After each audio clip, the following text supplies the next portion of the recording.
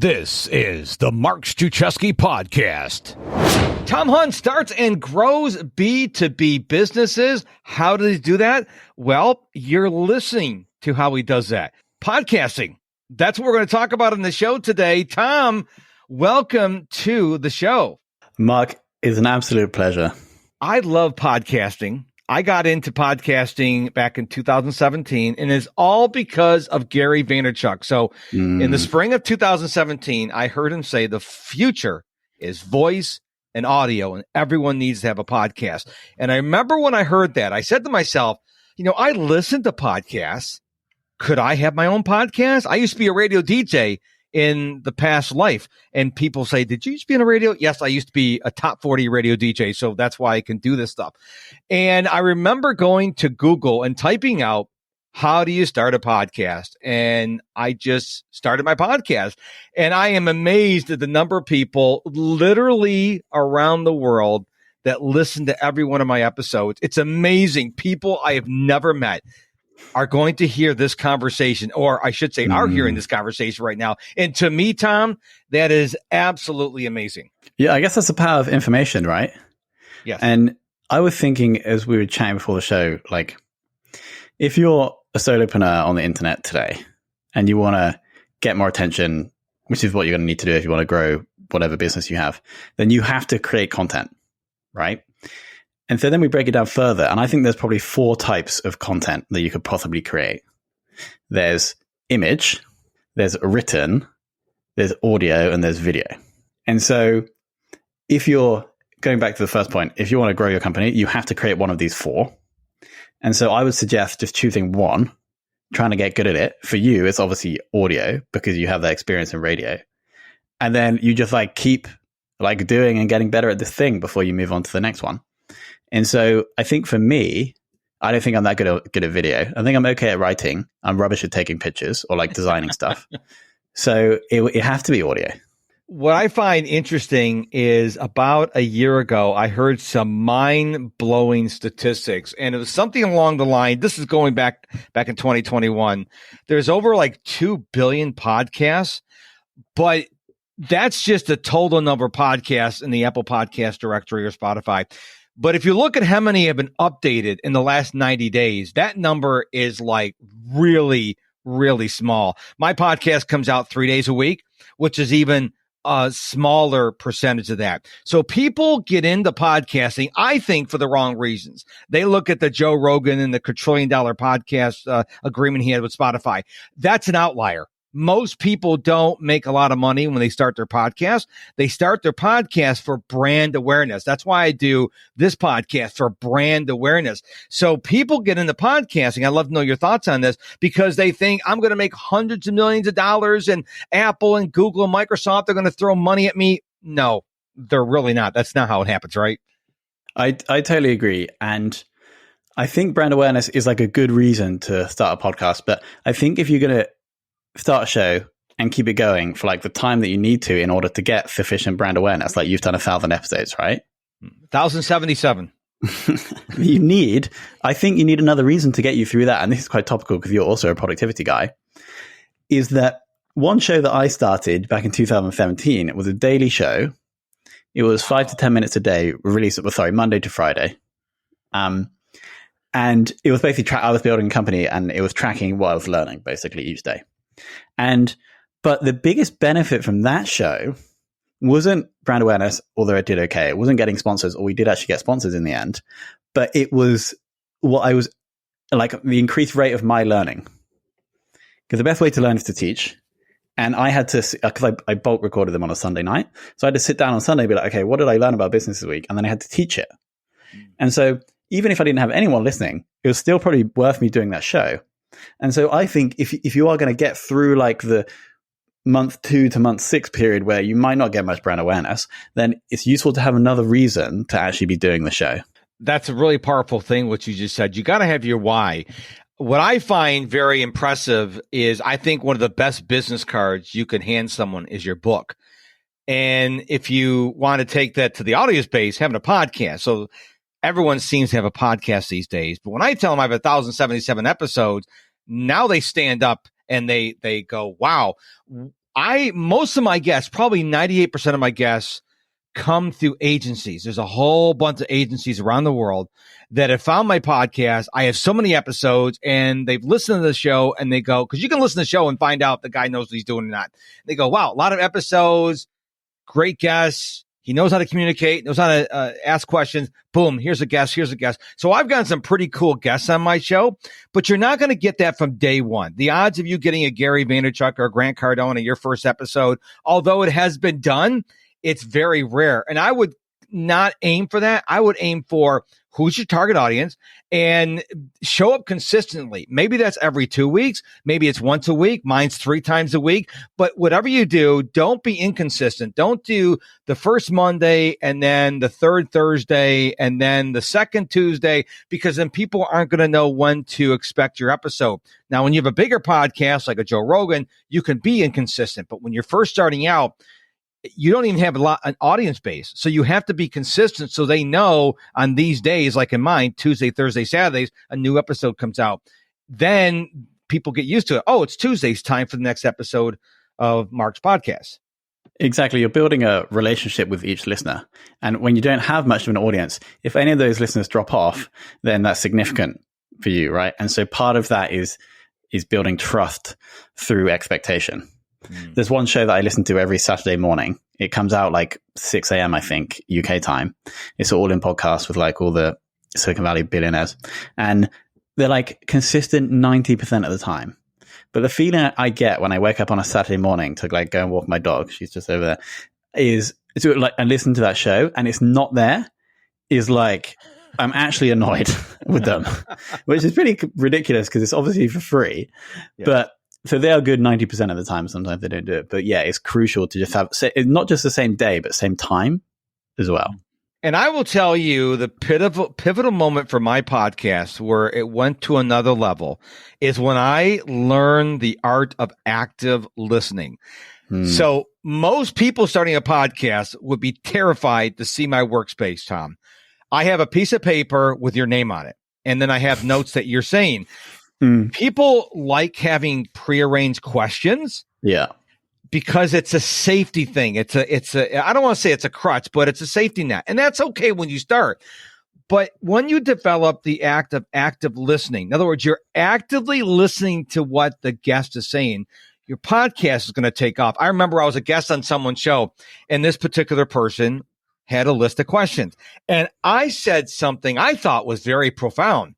And he just said, now, my next question is totally ignored, like he wasn't even listening to what I'm saying. And if you listen to people like Joe Rogan and Tim Ferriss, they are listening to what the guest is saying.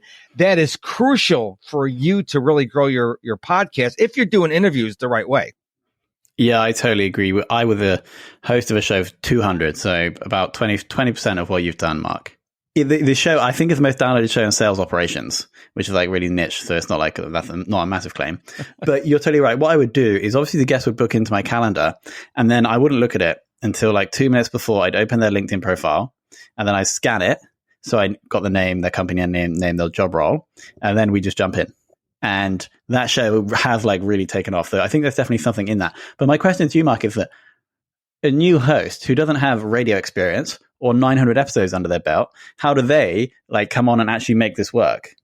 You need to do the research. When you're just starting out, if you are like, I've never talked into a microphone before, I don't know what the world of podcasting is, you need to do your research. You need to go look at Tom Hunt. You need to look at what he's doing in the world, go to his profiles and create some questions. Maybe you send those questions. I never do this, as you know this, Tom, but send those questions to your guests and go, Tom, I'm a new podcaster. I'm still wet behind the ears. Are these good questions? And someone like Tom, who is a prolific podcaster, would say, well, I wouldn't do this. I would do this. I would do that in the beginning because you want to set the tone. If you look and listen to episode number 1, I call it my worst episode ever because theoretically, every episode should get better. Okay. I didn't do my first interview till episode 18, but you need to prepare. Now, I know people who have a great podcast, they do research, but for me, I like being in the moment. And the number one thing my guests will tell me is they like the fact that there's no script. And if there's something else on their heart they want to talk about, they can go and say, I want to talk about this. You can't do that when you first start, because not only do you have to talk to the guests, but then you got to make sure everything's recording. Is your microphone working? You have too many moving parts. That's why I was told by some podcasting thought leaders in the beginning, do not do interviews in the beginning. For the first 15 or 16 episodes, you got enough stuff going on to worry about a guest. Now, when you get comfortable, then you can have guests into the mix.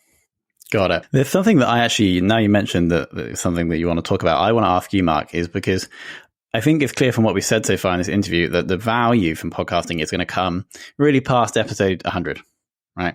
And the part that we're doing now is like the fun part. But there's all this, there's like a big load of tasks behind the scenes that needs to happen in order to like do everything to make the show successful. Now, you doing 3 episodes a week probably have a nice system, I'm assuming. Yeah. So I don't know if you shared this already on the show or how much you're willing to share, but it would be great to understand a little bit more about how like the machine works behind the scenes, because that really is what's going to make a podcast successful, in my opinion. Are you interviewing me on my own show? I can also share how we do it as well. No, I think it's a great question. I just love it when the guests ask me a question. So the answer to your question, I've been doing this so much. I do all the editing myself. And one of the things I tell my guests, now, if you've never listened to the show before, because this is April 23rd. We just recorded this yesterday on April 22nd. This is what really a lot of my podcasting colleagues go, you release the episode the next day? Literally, I do. So I always tell the guests, no swearing, and don't say anything you don't want the world to hear on the show, because I literally will put the beginning, a mid-roll, and the ending. And if he sneezes, if Tom should sneeze, you won't hear it. I cut that out. But then I roll it around the next day. Now, well, how can I do that? You have to vet your guests. So if you're getting people who've never been interviewed before, you're probably going to have to do a lot of editing, because they're going to go, so, or the dreaded, I hate that part. And it takes a long time. You know what I'm talking about.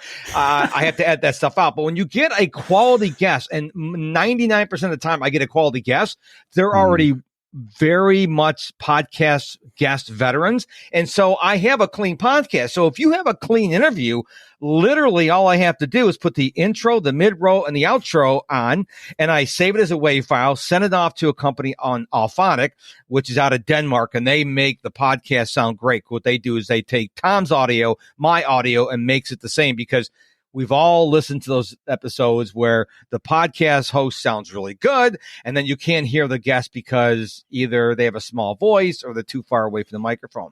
When I get that file back, I just upload it. I use Kajabi Podcast because I'm a Kajabi hero. And literally that's it. And then on the morning of the podcast, like this morning, I shared it on Instagram stories, Snapchat, wherever I could share the podcast episode, except for TikTok. TikTok apparently doesn't like you going off the platform. They're throwing a temper tantrum. So I don't promote things on TikTok anymore. They don't want you doing that. But that's it. I mean, now you can't do that when you first start.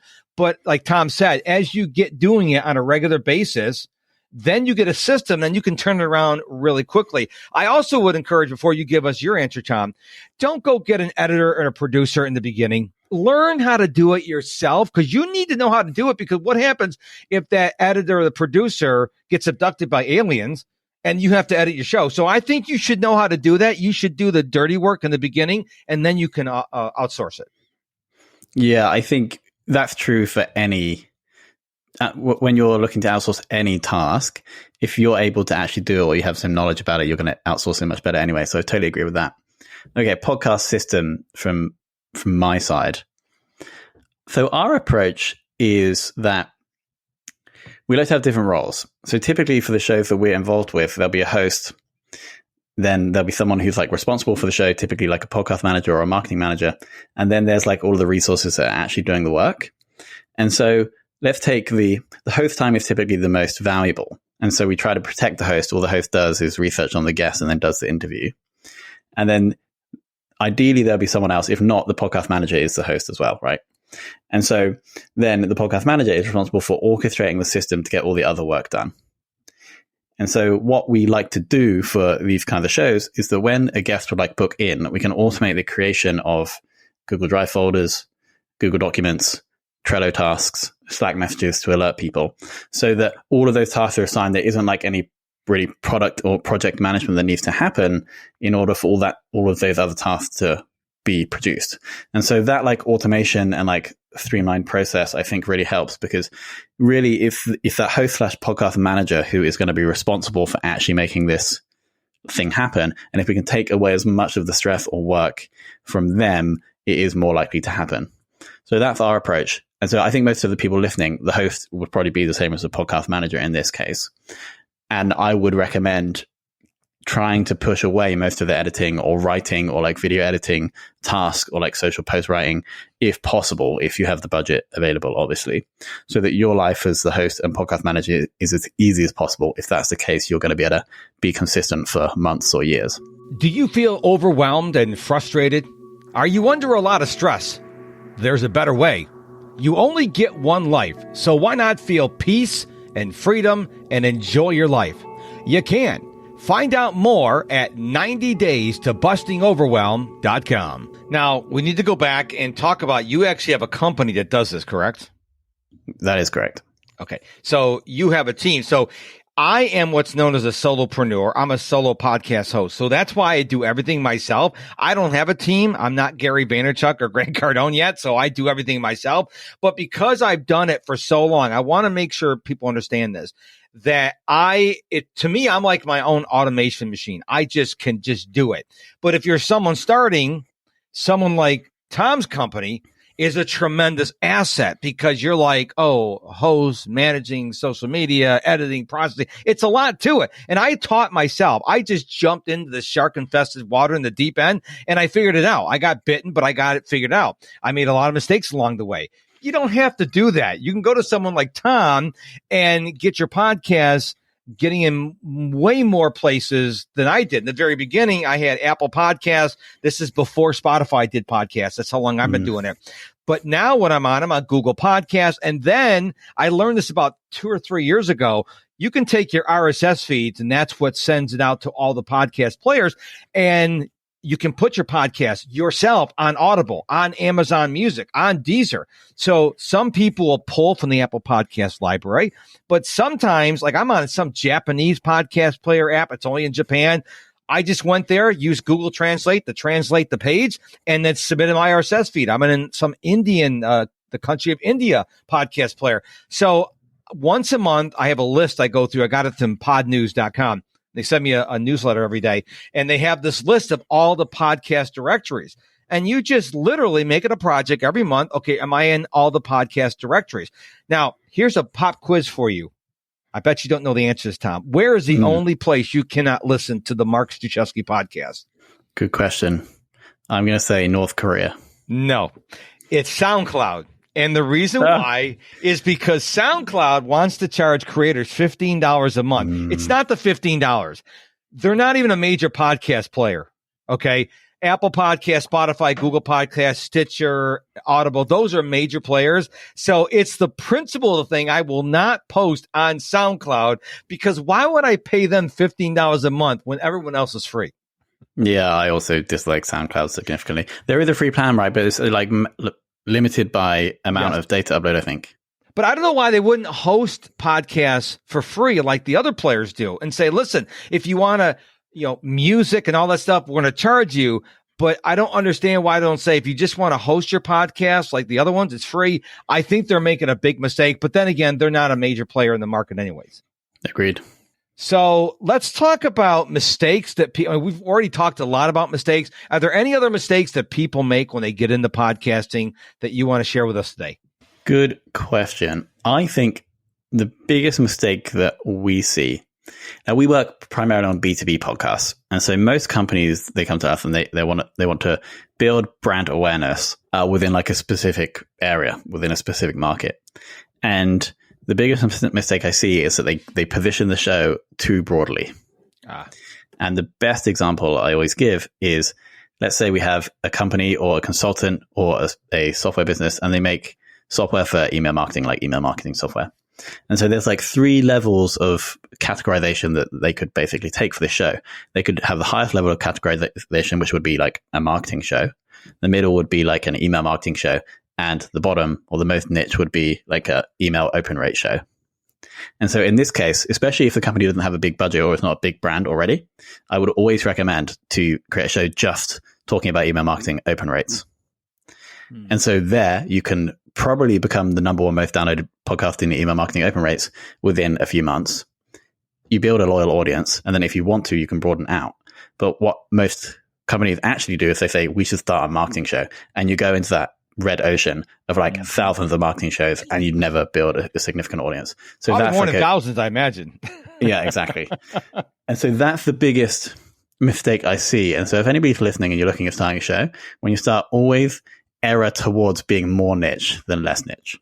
That's very powerful. And when I started my show, I started it as the Mark Struczewski podcast. And everyone says, don't call it the Mark Struczewski podcast. What does it do? People can't spell your name. I said, it's a branding play because I'm Mark Struczewski everywhere. And not only that, but most people are going to find my show when other people share my show, whether it's a guest or someone listening to it. Okay. So I'm doing okay with downloads. But a lot of people said, don't do that. Now, no matter what you call your show, you get a certain point where you don't want to change it. So after 1,077 episodes, I'm not going to change it. And I'll tell you why I didn't call it the Super Duper Productivity Podcast, because I had a vision in the very early days that I wanted to be like a Joe Rogan-esque kind of guy. And what I mean by that is I want to have fascinating conversations with fascinating people, not always in the realm of productivity. So I saw that in the beginning. So now it's called the Mark Struczewski podcast. Like, this is not about productivity. It's about podcasting. I've had people talk about Walt Disney World. I've had people talk about, health and wellness stuff. So I am not framed in, but what you suggest is start niche and go broad. I decided to plan for the broad from the very beginning. So yeah, a different approach. But I understand the strategy behind your approach is like to get your name more impressions. And it seems like it's working, Mark. So yeah, it is. Now, something else I have recently changed on my show is when I listen to shows, I hate the really long introduction. They go on and on and on and like on 5 and on. minutes. And so now what I do on my show, and the listener already heard this in the beginning, I recorded myself a 3-second intro. It says, this is the Mark Struczewski podcast. And right in the interview, because I know people don't want to hear all that bloviating. Now, I do drop a 20-second mid-roll, which is a commercial for something I'm promoting on my website, my coaching program. And that's it. People didn't tune in to this for ads. So I'll be honest with you. I love podcasting. I very rarely listen to them. I actually listening to a Tony Robbins book right now because the incessant ads drive me crazy because I only listen to things like audiobooks and podcasts when I'm out on my daily run. And if I'm going to hear 5 minutes of ads when I'm running, it kind of annoys me. So everybody's doing ads these days, and they're all doing Audible, ZipRecruiter, Zoom Legal. It's so annoying. It's the same ads. And so I've elected to listen to audiobooks because I pay for the audiobooks and there's no ads in it. But that's the way I do it. But I'm saying when you start a podcast, remember, people are not tuning in because it's you. They're tuning in to learn something. They're tuning in because you have said in your title, and let's talk about titles in just a minute, how important they are. They're tuning in because they have a problem, and your title said that you could solve their problem. They're not listening because you're Tom Hunt or you're Mark Struczewski. They're listening because, hey, this is something I'm having a problem with, and you can solve it, so I'm going to listen in. Which brings me to titles. I'm embarrassed to say this, but when I started doing interviews, I would say a conversation with John Doe. A conversation with Jane Doe, which is fine if the name is Oprah or Barack Obama. But if it's Tom Hunt or Mark Struczewski, nobody cares. So let's talk about the importance of titles. Yeah, before we get into that, I have a question for you about titles. Do you think it'd be valuable if you could select 2 titles for a podcast episode, and then they would both be released, almost like a split test, and then after 48 hours or so, the one that got the most downloads would be selected? Like, would that be, you think you would use that? Wow, that's interesting. I never thought about that. I could see the benefits of it, but I also know that most people listen to the shows in the first 24, 48, or 72 hours. And so I would wonder, how would you work with the statistics? Because it'd be two distinct episodes. And then you'd have to, when you look at the statistics, you'd have to say title A was, 400 downloads. Title B was 50. So the total is 450. And then, I mean, it's a great concept, but I think it would make a mess of your analytics. Yeah, it would be hard, wouldn't it? Yeah. Anyway, we're just trying to work out if it's possible to build that. Anyway, so titles, yeah, I'm totally with you. There's a few strategies here. I'm have a background in online marketing and copywriting, and so I always err towards like the most outrageous, almost clickbaity kind of titles because they pump your numbers. But the problem with that is that if you don't deliver on the promise, you lose trust, and then over the long term, you don't grow as fast. So I think my first point would be try and make them like enticing, but ensure that if you do that, you deliver on the promise. I love that. So I'm going to put you on the hot seat right now, Tom. Okay, because we're getting toward the end of the episode. So what do you think I should title this episode? Such a good. Okay, let's roll this. I think 2 podcast veterans share 7 juicy insights on how to start and grow a podcast that is going to change your life. Now that's too long, Tom. I can't have that long of a podcast. Okay. 2 podcast veterans share 7 podcast tips. Okay. No, because you only want the word podcast in there once. Something along those lines, I think. What do you think about that? Okay. No, I think, I don't know about the 2 podcast veterans. I think it falls under the question, who cares, so what? I think 7, more than 7 podcast tips, or I'll come up with something. I see. I was going to try to help get you to do my heavy lifting here, Tom. You let me down. On my show, you let me down. So anybody who's listening who knows Tom, make sure you send him a message. He'll tell you how to get a hold of him in a few minutes here and say, hey, dude, you had an opportunity to shine and you gave this Ernest Hemingway title. I can't. 2, why don't we just call it 2 podcast veterans, one from Houston, Texas, one from England, talk about podcasting. Here are 7 tips that you can have to have a great podcast. How about that title? That actually sounds like a reasonable description. Yes. So there you go. That's something else that's really important is the description. And by the way, I just changed my description. This is something people don't think about. So I have on my computer, I have a note that's got the description and I just copy and paste it. And I haven't changed it recently. And I was looking at it this morning, which was actually yesterday morning because it's Tuesday, not Monday, but you know where I'm going with this. And I said, some of this stuff is kind of outdated and I changed it. So I fight the urge every time I change my description to go back all my old episodes and change them. I went back to April 1st, but I resisted because, 1,077 episodes. That's a long way to change all descriptions. But yeah, so that's something you need to take care of. The description shouldn't just be, I'm talking to Tom Hunt. It should be, who is Tom? And I always give one link. Tom you gave me a link that you put in the show notes, and I have a little bit about me. But don't put too much in there because, number one, a lot of people don't read them because a lot of people don't know where to find them. They just go to their podcast player and hit play. So if you spend a lot of time creating this really long show note, and we don't know how many people are actually reading them, I guess if you put something at the bottom saying, hey, you can get a free $25 Amazon card if you click here, I guess you would know. But I never read show notes. Do you ever read show notes on podcasts that you're not a guest on? Probably 10%. Yeah. So I wouldn't spend a lot of time crafting the perfect show notes because most people aren't going to read them. Agreed. So do you do custom descriptions for every episode, right? Yes, I do. But part of it is the same. Yes. So I have on my template from my note, it says description, which is where I copy and paste the stuff from you. And then it says, who is Mark Struczewski? And I've got like 2 really short paragraphs about who I am, just in case people want to know who more is this guy, or they want to know my guest. They can click on your link, go right to your website. So I keep it really simple.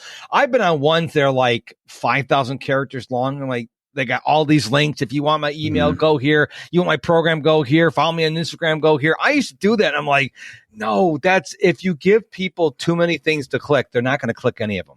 Agreed.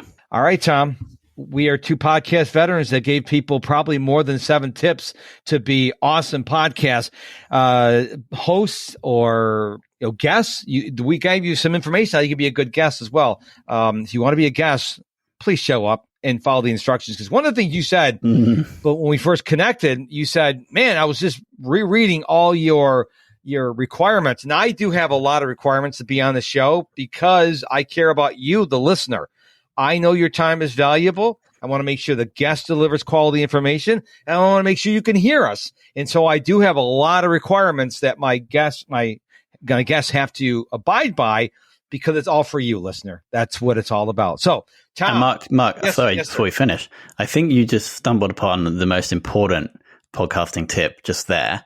And that if anyone's podcasting, the only way your show is going to grow is if you actually improve the lives of your listeners. And so you should try to always think less about what you're going to get out of the show and more about what they're going to get out of the show. And then paradoxically, you will get more out of the show if you do that. Oh, that is so powerful. And even like what I've gotten to the point now where in my podcast, I do what Gary Vaynerchuk says, I document instead of create. So I do have guests like you on the show, but I do have episodes like here. I did one that's like 9 things you didn't know about Mark Struczewski. Okay. That's just because some people may like, oh, wow, I didn't know that about him. That's not the majority of the shows. I do sprinkle those in every once in a while. Or if I have a real bad day, like I think a couple years ago, everything went wrong. So I recorded an episode. Because I want people to know I'm real. I am not this mega celebrity. I'm not a Gary Vaynerchuk or a Grant Cardone. Although if you talk to them, they'll tell you they're just like you. They just happen to have billions of dollars. And so I want people to know I'm real. So whether it's on my podcast or on social media, I'm always sharing things behind the scenes. That's okay to do as a podcaster. Don't make it every episode saying, here's 3 more things about me. Here's 3 more things about you. Because the first one, people are interested. But after that, they're like, okay, here's 19 more things you didn't know about me. That gets really old real quick, right? Yeah. So, all right, Tom, question of the show. Where can we find out more about you and find out how we can hear more of your very cool accent? So I'm Tom Hunt on LinkedIn and Twitter, so you can just add me and message me. Fame.so is if you want to learn more about how we do podcasts. Wow. Fame.so. And I am old enough to remember when there's only .com, .edu, and .org. Now there's .everything. So make sure, I don't know where you go to if you want to fame. Any other dot, but go to fame.so to hook up with Tom and find him on LinkedIn. Tom, thank you so much for being on the show today. Mark, I really enjoyed it. And before we go, I just want to say thank you so much for listening to this episode of the Mark Struczewski podcast. I know that there is an endless stream of options for you in this day and age, but you took the time to listen to the episode, and I want to thank you from the bottom of my heart. Don't forget to head on over to top5productivitytips.com and get my gift to you, my top 5 productivity tips. Remember, it's the number 5 in top5productivitytips.com. They will serve you well. Thank you so much for listening to this episode. We'll see you again real soon.